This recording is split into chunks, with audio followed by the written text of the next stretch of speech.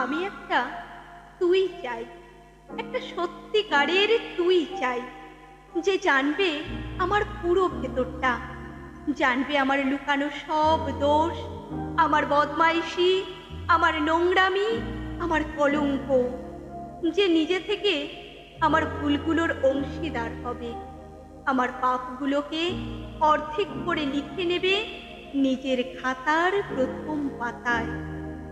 আমি এমন একটি তুই চাই, যাকে আমি নির্দ্বিধায় উপহার দেব আমার সব অনিয়ম, আমার অপারগতা, আমার বদভ্যাস, আমার উচ্ছৃঙ্খলতা। আমি পিঠ চাপড়ে তার কাঁধে তুলে দেব আমার অসহায়ত্বের ঝুলি, আমার একাকিত্ব, আমার নিঃসঙ্গতার কষ্ট, আমার দুশ্চিন্তা, আমার হতাশা, সবগুলো ঝাড়ুদারের মতো কুড়িয়ে নিয়ে সে বাঁধবে মস্ত বড় এক বস্তা।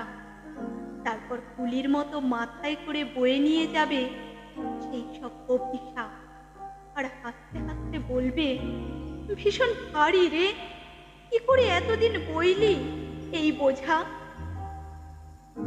তারপর ঠিকানা ছাড়া পথে হাঁটতে থাকবে অসীম সমুদ্র পর্যন্ত। সাগর পাড়ে এসে প্রচন্ড শক্তিতে ছুঁড়ে ফেলে দেবে সেই বোঝা।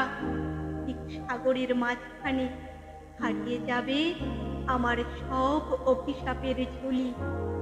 আমি ঠিক এরকমই একটা তুই চাই, যে কোনোদিন তুমি বা আপনিগুলোর মাঝে হারিয়ে যাবে না। কলমে কবি শ্রীজাত, কণ্ঠে অর্পিতা মণ্ডল। নমস্কার।